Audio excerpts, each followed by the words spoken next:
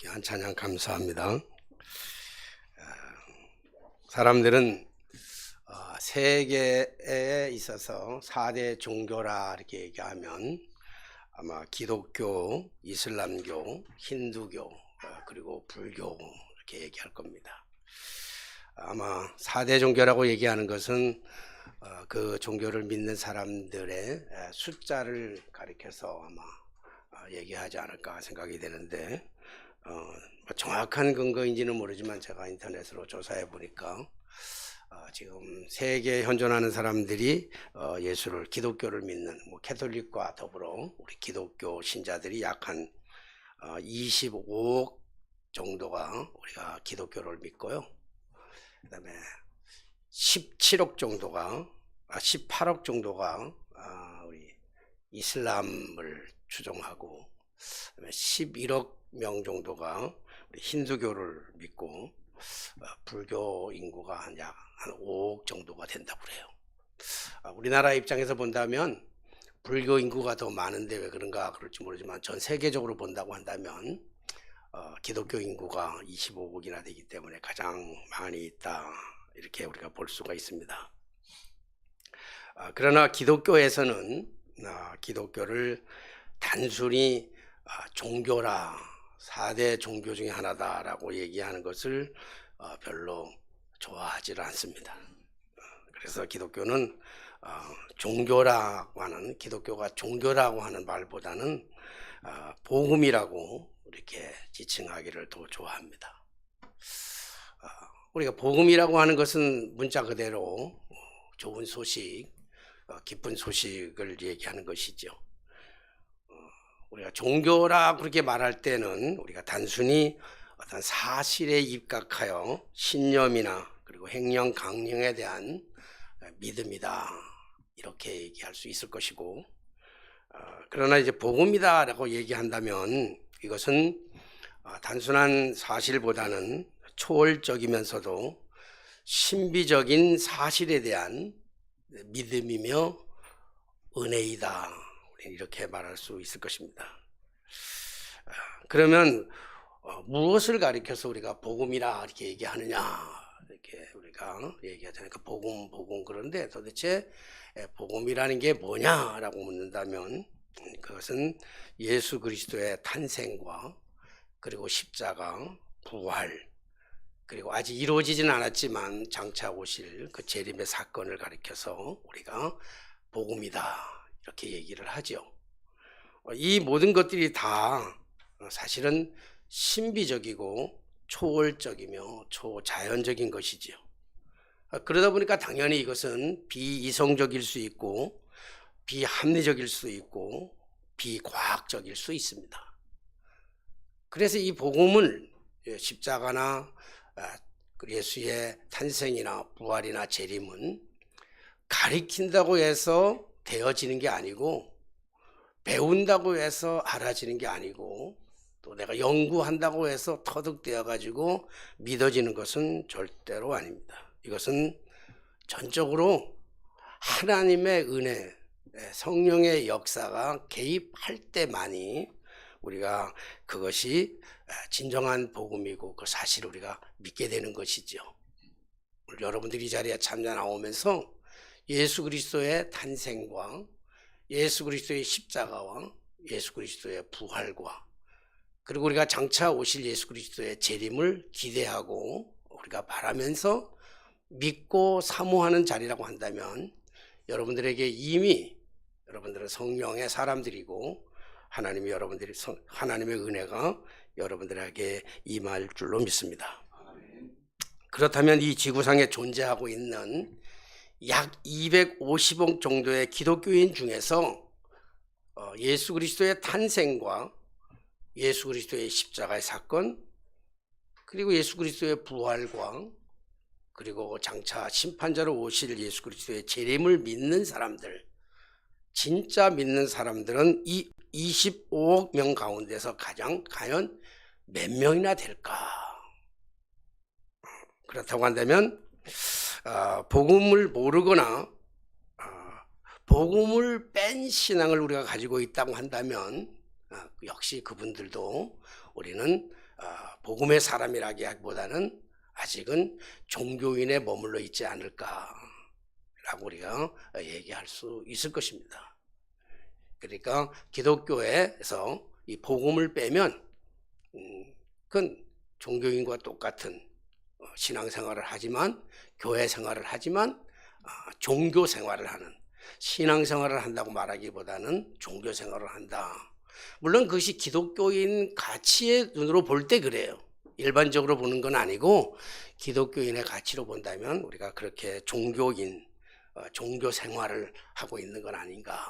몸은 교회를 다니고 있지만 습관적으로 다성해져서 교회를 다니고 출석은 하지만 사실은 복음의 신앙이보다는 종교적인 삶을 살아간다.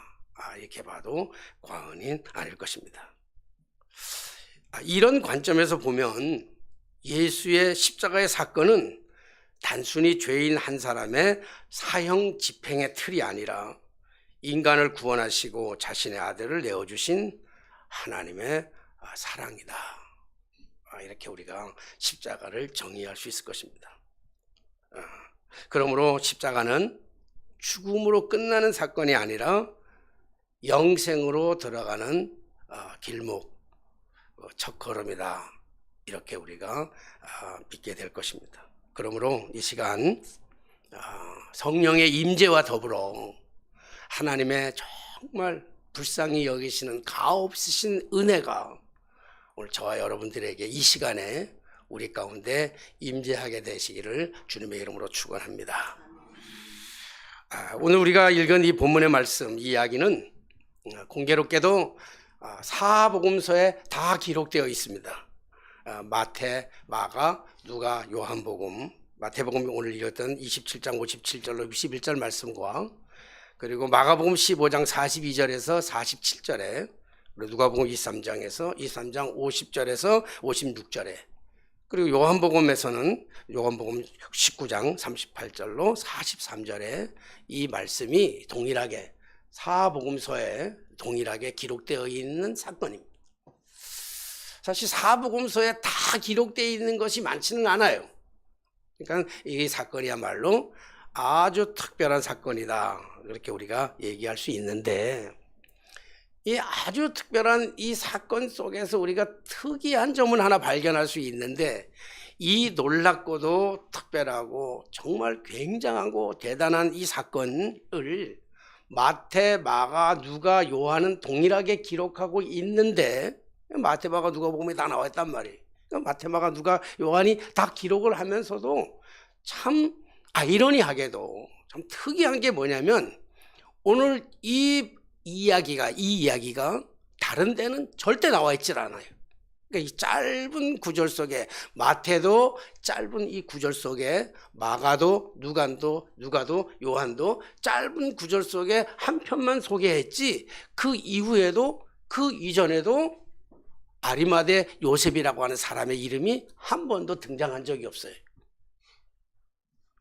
오늘 이 짧은 이 구절 속에 사복음에 등장하지만 아리마대 요셉은 예수의 십자가의 사건 속에서 딱 한 번만 등장하는 그런 인물입니다. 그렇다고 한다면 우리가 좀 궁금한 게 있잖아요. 아리마대 요셉이라고 하는 사람은 과연 어떤 사람인가? 우리가 좀 궁금해서 찾아봐야 되는데 본래 아리마대 요셉 본래 이름은 그냥 우리가 알다시피 요셉이에요. 그냥 평범한 요셉. 여러 가지 이름이 많은 사람 중에 요셉이고 아리마대라고 하는 얘기는 그 지역을 얘기하고 있습니다. 아리마대의 지역을 출생이 아리마대 사람이다. 그리고 이름은 요한이다. 이렇게 얘기합니다. 그러니까 아리마대라고 하는 이 이름은 많은 학자들이 그 아리마대라고 하는 지역이 그러면 어디냐라고 얘기할 때 많은 학자들의 얘기는 에브라임 산지에 라마다임 소빔이라고 하는 곳, 그러니까는 우리가 아는 사무엘이 출생한 지역이잖아요. 그것이 바로 우리가 아리마대라 얘기하고 있습니다. 그러니까 아리마대 출생, 고향이 아리마대 사람인데 이름은 요셉이다. 이렇게 알고 하시면 되는데 좀 더 그 아리마대라고 하는 그 지역적인 특성이 말고 그 사람의 성품, 인격이 어떤 사람이냐, 그 사람을 어떤 사람이라고 얘기하냐라고 한다고 한다면 마태, 마가, 누가가 조금씩 달리 표현하고 있습니다. 자기들이 보는 관점에 따라서 보게 되는데 그 마태, 마가, 누가가 그의 특징을 조금씩 달리 했어요. 그러니까 마가는 오늘 이 아리마대 요셉을 가리켜서 어떤 사람이라고 얘기했냐면 그는 존귀한 공회원이었고 하나님의 나라를 기다리는 사람이다, 이렇게 표현하고 있어요. 마가복음 15장 43절에. 누가복음 23장 50절에 51절에 보니까 선하고 의로운 사람이었다, 그리고 예수의 사형 선고를 유일하게 반대했던 공회원이다, 이렇게 기록하고 있습니다. 그리고 오늘 우리가 읽었던 마태복음 27장에서는 그는 어떤 사람이었냐면 부자였고 그리고 그도 예수님의 제자였다. 그러니까 이걸 뭐 이렇게 다 합쳐서 본다고 한다면 그가 공회원이었어요. 당시에 공회원이었고 하나님의 나라를 기다리는 사람이었고 그리고 매우 선하고 의로운 사람이었어요. 뿐만 아니라 공회원으로서 그 예수를 심판하는 사형 선고를 내리는 그 자리에서, 회의하는 자리에서 유일하게 사형 선고를 내리면 안 된다고 그렇게 반대표를 던졌던 유일한 사람이기도 하는 동시에 그는 굉장히 재산이 많은 부자였으며 예수님의 제자였다. 우리가 이렇게 본다고 한다면, 지금 우리 입장에서 본다면 완벽한 사람이에요. 그렇죠? 모자람이 없는, 가질 것 다 가졌어요. 명예도 권력도 부도 어떻게 보면 신앙도 다 가지고 있는 이런 사람이라고요. 그럼 이런 사람 정도가 된다면은 마태든 마가든 누가든 요한이든 간에 이 기록 사건을 여기서만 기록할 것이 아니라 많은 부분에서 오늘 아리마대 요셉의 업적을, 그의 신앙적 양태를, 그의 행동들에 대해서 반드시 얘기했어야만 해요. 그렇잖아요. 그런데도 참 이상하리만큼 오늘 마태나 마가나 누가나 요한은 동일하게 다른 데서는 아리마대 요셉에 대한 얘기를 전혀 한 적이 없어요. 이후에도 없고 여기에서만 아리마대 요셉에 대해서 간략하게 소개하고 있는 이런 모습을 볼 수가 있습니다. 저는 이 말씀을 묵상하면서 그러면 아리마대 요셉이라고 하는 사람은 어떠한 신앙인이었을까? 우리나라 아주 유명하고 훌륭한 목사님은 이 본문을 해석하면서 아리마대 요셉이 굉장히 훌륭하고 굉장히 좋은 신앙을 가진 사람이 아니라, 그래서 그 아리마대 신앙을 굉장히 좋은 것을 강조하고 아리마대 요셉의 그 신앙이 굉장히 좋다라고 하는 의미로 부각시키기 위해서 마태, 마가, 누가, 요한이 기록한 것이 아니고,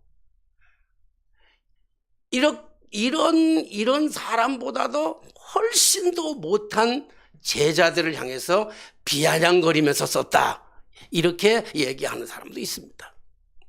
물론 정확한 의미는 우리가 잘 몰라요. 추론을 통해서만 알 수 있는데, 저는 오늘 이 말씀을 보면서 이 대단한 사람이 왜 앞에 기록은 없고 뒤에도 기록이 없을까라고 보면서 묵상하면서 설교 제목을 정할 때 뭐라고 정할까 생각하다가 저는 제목을 비겁한 예수쟁이다, 두려움이 많은, 겁이 많은 이러한 예수쟁이였을 것이다, 저는 그렇게 말하고 싶었습니다.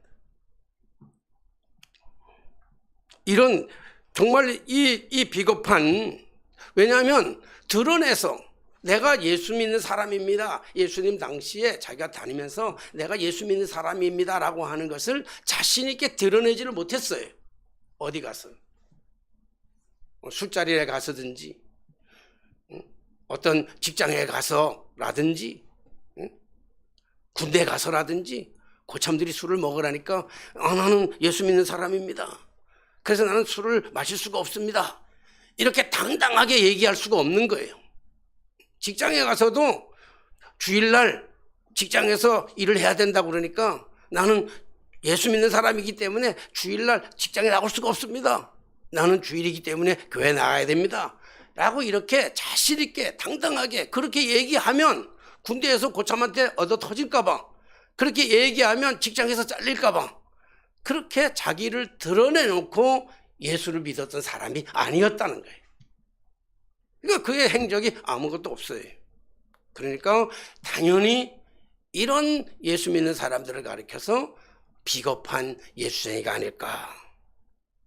그렇게 이 비겁한 예수쟁이였던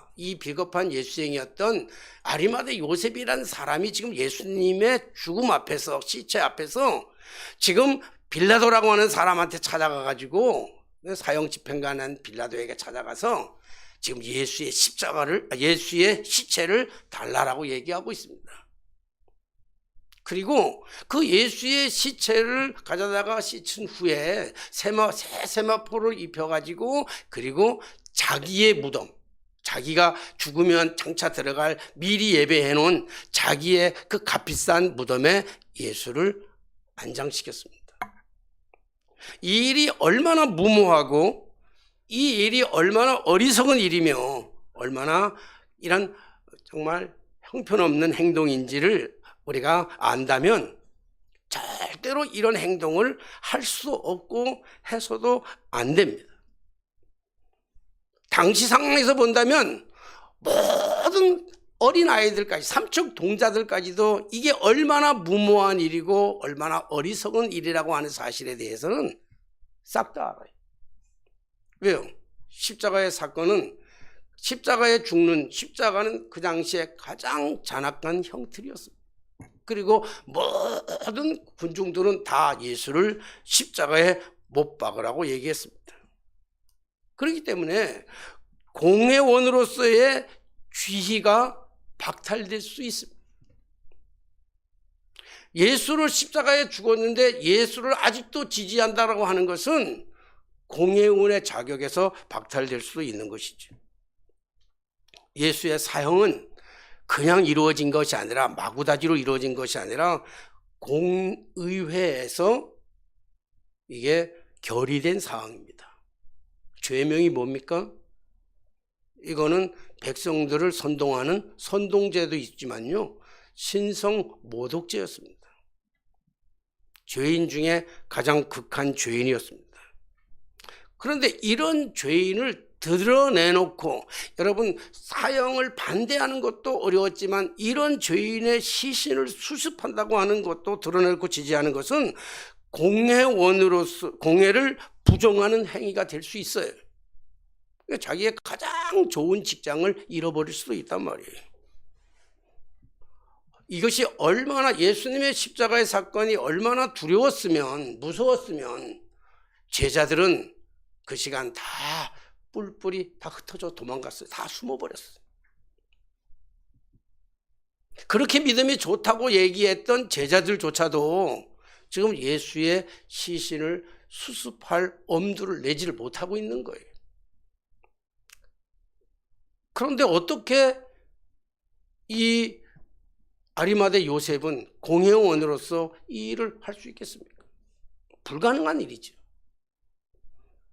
게다가 여기 지금 아리마대 요셉이 준비해서 예수님의 시신을 모신 그 돌무덤은 상상할 수 없을 만큼의 값비싼 거였다라고요. 어쩌면 재산 목록 1호인지도 몰라요. 평민들은 구할 수 없는, 그러니까 부자만이 구할 수 있는 그런 무덤이라고요. 동굴이잖아요, 동굴. 바위를 파가지고 동굴을 만들어서, 그리고 그 문을 만들어 다는 거. 여러분, 우리나라에서도요, 석관을 쓰려면 웬만한 사람들은 잘 못 써요. 죽은 사람의 시체를 쓸 때. 그렇잖아요? 나무관도 뭐 질이 다 다르지만 석관은 다른 것보다 훨씬 비싸기 때문에 부자들 아니면 석관을 쓸 수가 없어요.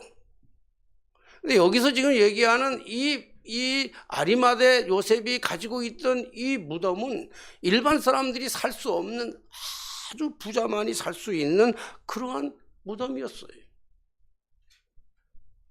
그렇다고 해서 부자라고 해서 이 무덤을 그 비싼 거를 내줄 수 있습니까?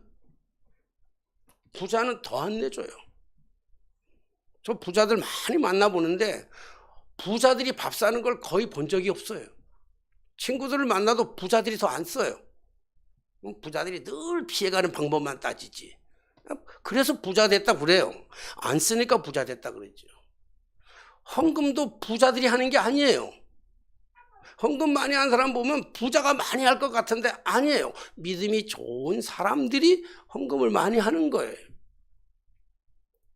그러니까 부자였기 때문에 얼마든지 다른 무덤들을 살 수 있기 때문에, 다른 그 돌무덤을 살 수 있기 때문에 이거 하나쯤은 그냥 뭐 기증하지 이 정도가 아니란 말이에요. 부자이기 때문에 내놓을 수 있는 게 아니에요. 그렇다고 한다면 어떻게 아리마대 요셉은 그 값비싼 거를 선뜻 내어놓을 수 있었겠느냐 이 말씀이에요. 이게 불가능한 일이에요. 그리고 가장 궁금한 거는 살아있을 때 잘해야 하는 거잖아요, 원래. 그렇잖아요? 죽은 정승이 개만도 못하다며 죽은 정승은 살아있을 때 잘하는 거잖아요, 살아있을 때. 예수님의 살아생전에 많은 것들을 행했으면 좋잖아요.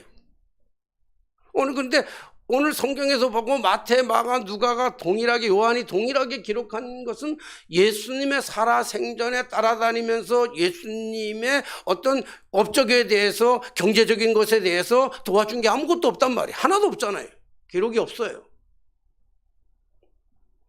그렇다고 한다면 아리마대 요셉이 예수님 살아생전에 해야 되는데도 불구하고, 수없이 많은 무리들이 따라다닐 때 해야 되는데도 불구하고, 예수님이 죽어가지고 이제 모든 것이 끝난 상황이에요. 게임이 끝난 상황이에요. 아무것도 없는 상황이에요. 그리고 이 시체를 가져나간다는 것은 굉장히 위험한 일임에도 불구하고 오늘 이 숨어서 그동안에 예수님 살아생전에는 제자였다라고 얘기하는 걸 보면 예수님 살아생전에도 예수님을 따라다닌 건 분명한데 어떻게 따라다니냐면 숨어서 따라다녔단 말이에요. 믿긴 믿는데 숨어서 믿는 거란 말이에요. 드러내지 못하고 믿는 거예요. 자랑하지 못하고 믿는 거예요. 긴가민가하고 믿는 거란 말이에요. 이런 사람이 어떻게, 이렇게 비겁한 사람이 어떻게 자기의 그 값비싼 무덤을 내어줄 수 있으며, 어떻게 죄인 중에 죄인이요 괴수 중에 괴수라고 하는 공회에서 사형 재판을 받고 사형당한 그 사람의 시신을 달라고 할 수 있었을까라고 하는 겁니다. 여러분, 혹시 여러분들은 아리마대 요셉이 이렇게 행할 수밖에 없었던 이유를 알고 계시는지요? 겁쟁이 요셉이, 비겁한 요셉이 이런 행동을 어떻게 할 수 있었을까요? 이 겁이 많고 두려움이 많고, 그리고 이 비겁한 이 요셉이 이렇게 행동할 수 있었던 것은, 그가 바로 근접한 거리에서, 예수님이 십자가 달리는 그 근접한 거리에서 끝까지 예수님의 죽음을 끝까지 보았기 때문에 그래요.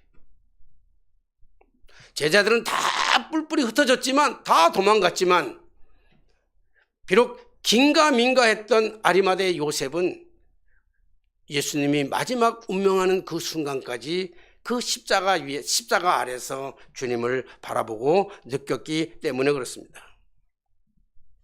그래서 어떤 사람은 십자가를 정의하기를, 십자가에 못 박히신 예수님의 그 양손은, 그 한쪽 팔은 하나님을 붙잡았고 한쪽 팔은 죄인들인 인간을 붙잡고 계셨다. 그리고 예수님이 하신 말씀 그 한마디는, 아버지요, 하나님 아버지요, 여기 당신의 아들입니다. 내가 당신의 아들입니다. 그렇게 한 번은 얘기했고, 또 한 번은 거기 있는 사람들은 한 게, 보라 너희 아버지다. 하나님을 향해서 너희 아버지라고 그렇게 얘기했다고들 해요. 그러나 또 어떤 사람들은 십자가를 정의하기는 십자가는 하나님이 죄를 얼마나 미워하는지를 보여주는 상징적인 것이다. 하나님이 죄를 미워하는데 너무너무 죄를 미워해서, 그래서 죄를 너무 미워해가지고 당신의 아들을 십자가에 못 박히게 할 만큼 우리를 사랑하셨다라고 정의하곤 합니다. 그래서 십자가는 하나님께서 어떻게 해서든지 죄인을 용서하시고 사랑하셨다고 하는 논지를 보여주는 것이다 라고 십자가를 말하기도 합니다. 그래서 기독교는 참 역설적이게도 죽어야만 사는 겁니다. 죽음으로 살리는 겁니다. 예수가 죽어야만 죄인이 살아나는, 그것이 바로 기독교의 역설이며 기독교의 복음이며 기독교의 신앙인 것입니다. 요셉도 십자가를 바라보면서 하나님의 사랑을 그 속에서 다 느꼈기 때문에 그렇습니다. 저는 오늘 성경을 이렇게 말씀을 보면서 오늘 요셉은, 그러면 아리마대 요셉은 과연 예수 그리스도의 부활을 믿었을까? 궁금하지 않으세요? 여러분, 아리마대 요셉은 예수의 부활을 믿었을까? 저도 궁금한 건 마찬가지인데, 뭐 성경에는 안 써 있으니까, 그 위에서 안 써 있으니까. 근데 합리적이고 논리적으로 이성적으로 본다고 한다면 아마 아리마대 요셉도 부활을 믿지는 않았을 것 같아. 왜요? 그가 예수님의 시신을 닦아서 새 세마포를 가져다가 무덤에 넣고 돌을 막아놓은 거 본다고 한다면 부활을 믿지 못했을 거예요. 만약에 부활을 믿었다고 한다면 굳이 무덤을 내어줄 필요도 없고 굳이 무덤에 넣어서 그리고 돌을 막을 필요도 없잖아요. 살아나는데. 그러니까 아마 아리마대 요셉도 예수의 부활을 확실하게 믿었던 것은 아니지 않겠느냐. 이거 역시 제가 가지고 있는 제 추론입니다. 그런데 부활도 안 믿은 아리마대 요셉이 어떻게 이 위험하고 무모한 이런 행동을, 예수님의 시신을 닦아다가 달라고 그래서 공회원으로서 예수님의 시신을 달라고 그래서 찢어서 세마포에다 무덤에 넣었을까?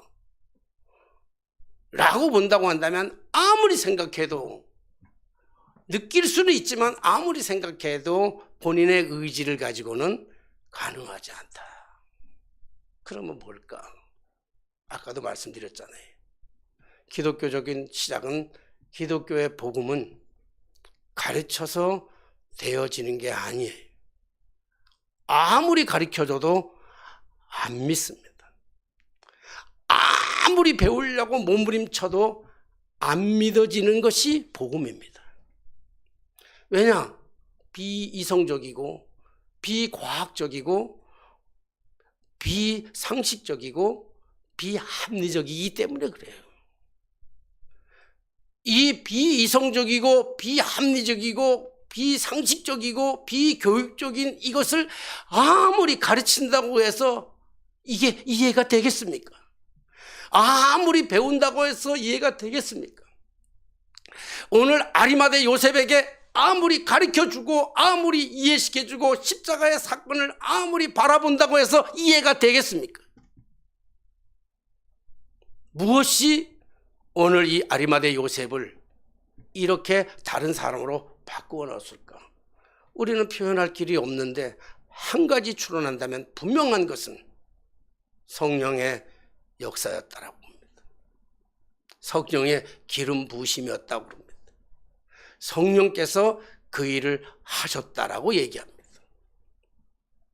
제가 왜 굳이 아리마대 요셉이 성령으로 말미암아 이런 사람이 되었을까를 추론하고 생각해 보면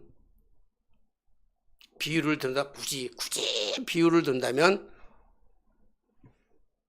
다시 한번 얘기하지만 저의 모습이 아닐까.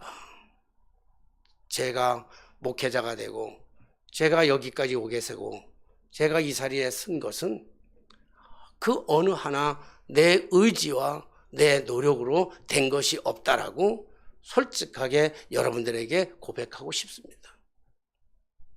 신학교를 가게 된 것도, 내가 예수를 믿게 된 것도, 신학교를 가게 된 것도, 목회를 한 것도, 저 첩첩산중 9가구밖에 안 되는 전 인구가, 전 동네 사람들이 9가구밖에 안 되는 그 첩첩산중에서 목회할 수 있었던 것은 내 의지와 내 노력과 내 어떤 것이 아니라 성령께서 철저하게 나와 함께 하시고 나를 인도하시고 나를 여기까지 오게 하신 하나님의 방법이 아닐까. 믿는 것이 아니라, 그래서 신앙은 믿는 것이 아니고 믿어지는 것입니다. 아는 것이 아니고 알아지는 것입니다. 전도를 하는 것이 아니라 전도는 되어지는 것입니다. 언제요? 성령의 임재가 임하면. 비겁했던 제자들이 다시금 돌아와서 복음을 선포할 수 있었던 것, 예수님을 3번씩이라고 모른다고 부인하고 도망갔던 그런 작은 계집 여종 앞에서 불 쬐면서 예수님을 3번씩이라고 모른다면서, 그리고 심지어 예수님을 부정하되 저주하면서까지 부정하며 도망갔던 그 베드로가 다시금 예수께서 와서 예수께로 돌아오고, 그리고 가서 말씀을, 복음을 선포할 때 한 번에 3,000명이 회개하고 돌아오고 한 번은 5,000명씩 회개하고 돌아올 수 있는 이 놀라운 역사는 베드로가 신학교에 들어가서 신학을 공부해서가 아니라 성령이 그에게 임재했을 때, 성령이 그와 함께 하셨을 때, 하나님의 은혜가 그에게 임했을 때 베드로는 새로운 베드로로 바꿀 수가 있었던 것이죠. 비겁한 겁쟁이, 예수쟁이, 비겁한 이 예수쟁이, 이 아리마대 요셉, 그에게 성령의 임재는 그의 공회원이라고 하는 신분을 망각하리만큼 그가 아끼고 간직하고 간직했던 그 많은 재물을 아낌없이 주님을 위해서 내어줄 수 있었던 것도 그 역시 성령의 은혜였고 성령의 역사였고 하나님께서 주시는, 값없이 주시는 하나님의 은혜였음을 우리는 고백하지 아니할 수가 없습니다. 오늘 이 시간 저는 여러분들에게 촉구합니다. 중요한 것은 오늘 성령께서 여러분의 마음에 임재하실 수 있도록, 성령이 역사하실 수 있도록 우리의 생각과 우리의 모든 지식과 우리의 모든 학문과 우리의 모든 경험들을 다 내어버리고 성령이여 오시옵소서, 성령이 오셔서 나로 하여금 성령의 임재 속에서 우리가 판단하고 결단하도록, 특별히 하나님의 은혜가 강물처럼 폭포수처럼 나에게 임하여서 오늘 우리 정말 비겁한 예수쟁이로 살아왔던 우리의 삶이 정말 성령의 임재 속에서, 하나님의 은혜 속에서 정말 내가 예수를 자랑할 수 있는 떳떳한, 당당한, 멋진 그러한 정말 참 그리스도인으로 살아가는 하나님의 놀라우신 축복의 역사 속에 이 시대를 바꿀 수 있는 저 여러분들의 삶이 되게 되시기를 주님의 이름으로 간절히 축원합니다. 기도하겠습니다. 만복의 근원이 되시는 살아계신 하나님 아버지, 주님의 은혜를 생각할 때마다 진정한 감사를 드립니다. 우리가 무엇이간데 많고 많은 사람들 가운데 저희들을 구별하시고 하나님의 거룩한 자녀로 삼아 주셨을 뿐만 아니라 이 복음의 진리를 배워서가 아니라, 우리가 연구해서가 아니라 하나님의 값없이 주시는 성령의 강권적인 역사와 값없이 베풀어 주시는 하나님의 그 은혜 속에서 깨달아 알게 된 것을 진심으로 감사를 드립니다. 아는 것으로 끝나지 말게 하시고 이 믿어지는 사실을 만 백성들에게 선포하며 하나님의 영광 속에서 아리마대 요셉과 같은 이러한 용기 있는 삶을 살아가는 저희 모두가 되게 하여 주옵소서. 예수님의 이름으로 기도하옵나이다. 아멘. 찬송가